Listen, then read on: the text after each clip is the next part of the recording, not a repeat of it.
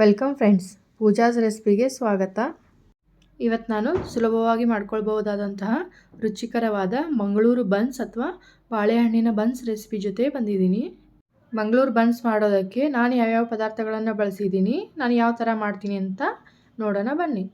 ಇದಕ್ಕೆ 2 ಏಲಕ್ಕಿ ಬಾಳೆಹಣ್ಣು, ಒಂದು ದೊಡ್ಡ ಬಟ್ಲು ಮೈದಾ ಹಿಟ್ಟಿನ ಅರ್ಧದಷ್ಟು ಗೋಧಿ ಹಿಟ್ಟು, 1 ಬಟ್ಲು ಹುಳಿಯಾದ ಗಟ್ಟಿ ಮೊಸರು, ಅರ್ಧ ಬಟ್ಲು ಸಕ್ಕರೆ, 1 ಟೇಬಲ್ ಸ್ಪೂನ್ ಜೀರಿಗೆ, 1 ಟೀ ಸ್ಪೂನ್ ಅಡುಗೆ ಸೋಡಾ, ಸ್ವಲ್ಪ ಉಪ್ಪು, ಸ್ವಲ್ಪ ತುಪ್ಪ. ಮೊದಲಿಗೆ ನಾನಿಲ್ಲಿ ಬಾಳೆಹಣ್ಣಿನ ಸಿಪ್ಪೆ ಸುಲಿದು ಬಾಳೆಹಣ್ಣನ್ನ ಸಣ್ಣ ಸಣ್ಣ ಪೀಸಾಗಿ ಕಟ್ ಮಾಡಿಕೊಂಡು ಮಿಕ್ಸಿ ಜಾರಿಗೆ ಹಾಕ್ಕೊಂಡು ಅದಕ್ಕೆ ಜೀರಿಗೆನ ಹಾಕಿದ್ದೀನಿ.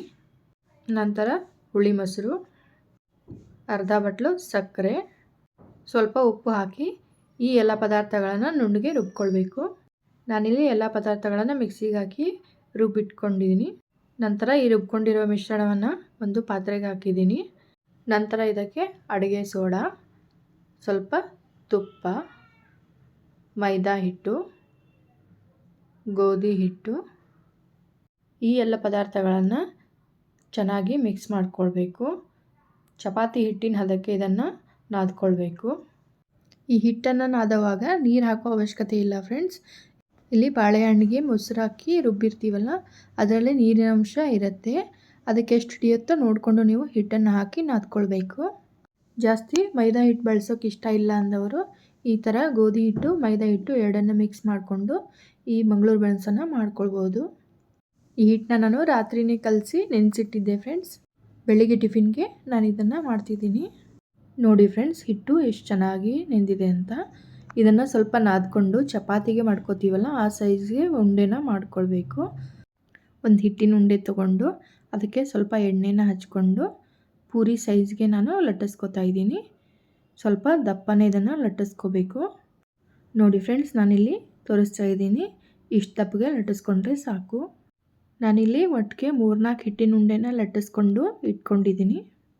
ನಾನಿಲ್ಲಿ ಮೊದಲೇ ಬಾಣಲೆಗೆ ಎಣ್ಣೆ ಹಾಕ್ಕೊಂಡು ಎಣ್ಣೆ ಬಿಸಿ ಮಾಡ್ಕೊಳ್ಳೋಕ್ಕೆ ಇಟ್ಕೊಂಡಿದ್ದೆ. ಒಲೆನ ಲೋ ಫ್ಲೇಮಲ್ಲಿ ಇಟ್ಕೊಂಡು ಒಂದೊಂದೇ ಲಟ್ಸಿರೋ ಹಾಳೆನ ಎಣ್ಣೆಗೆ ಹಾಕಿ ಕರಿತಾ ಇದ್ದೀನಿ. ನೋಡಿ ಫ್ರೆಂಡ್ಸ್, ಬನ್ಸು ಎಷ್ಟು ಚೆನ್ನಾಗಿ ಉಬ್ಬಿ ಬಂದಿದೆ ಅಂತ. ನಾನಿಲ್ಲಿ ಮೀಡಿಯಮ್ ಸೈಜಲ್ಲಿ ಹಾಳೆನ ಲಟ್ಟಿಸ್ಕೊಂಡಿದ್ದೀನಿ. ನಿಮಗೆ ಬೇಕಾದರೆ ನೀವು ಸ್ವಲ್ಪ ದೊಡ್ಡದಾಗಿ ಲಟ್ಟಿಸ್ಕೋಬೋದು. ಇಲ್ಲಿ ನಾನು ಬಳಸಿರೋ ಪದಾರ್ಥಗಳ ಅಳತೆ ಪ್ರಕಾರ ಈ ಹಿಟ್ಟಿನಲ್ಲಿ ಮೀಡಿಯಮ್ ಸೈಜ್ಗೆ 8ರಿಂದ 10 ಬನ್ಸು ಮಾಡ್ಕೊಳ್ಬೋದು. ನೋಡಿ ಫ್ರೆಂಡ್ಸ್, ಬನ್ಸು ಎಷ್ಟು ಚೆನ್ನಾಗಿ ಬಂದಿದೆ ಅಂತ. ಈ ಚಳಿಗಾಲಕ್ಕೆ ಬೆಳಿಗ್ಗೆ ಬಿಸಿ ಬಿಸಿಯಾಗಿ ಟಿಫಿನ್ಗೆ ಇದನ್ನು ಮಾಡಿಕೊಟ್ರೆ ಮನೇಲೆಲ್ಲರೂ ತುಂಬ ಇಷ್ಟಪಟ್ಟು ತಿಂತಾರೆ. ಈ ಬನ್ಸ್ನ ನೀವು ಕೊಬ್ಬರಿ ಚಟ್ನಿ ಜೊತೆಗೆ ಅಥವಾ ವೆಜಿಟೇಬಲ್ ಕುರ್ಮಾ ಜೊತೆಗೆ ತಿನ್ಬಹುದು. ನಾನಿಲ್ಲಿ ಬನ್ಸ್ನ ಕೊಬ್ಬರಿ ಚಟ್ನಿ ಜೊತೆಗೆ ಸರ್ವ್ ಮಾಡ್ತಾಯಿದ್ದೀನಿ. ನಾನು ಮಾಡಿರೋ ಥರ ಮಂಗಳೂರು ಬನ್ಸ್ನ ನೀವು ಒಮ್ಮೆ ಮನೇಲಿ ಮಾಡಿ ತಿಂದು ನೋಡಿ, ಹೇಗೆ ಬಂದಿತ್ತು ಅಂತ ಕಮೆಂಟ್ ಬಾಕ್ಸಲ್ಲಿ ತಿಳಿಸಿ. ಇವತ್ತು ನಾನು ಮಾಡಿರುವ ರುಚಿಕರವಾದ ಮಂಗಳೂರು ಬನ್ಸ್ ರೆಸಿಪಿ ನಿಮಗೆ ಇಷ್ಟ ಆಗಿದ್ದರೆ ನನ್ನ ವಿಡಿಯೋಗೊಂದು ಲೈಕ್ ಕೊಡಿ, ಶೇರ್ ಮಾಡಿ, ಸಬ್ಸ್ಕ್ರೈಬ್ ಮಾಡಿ. Thank you.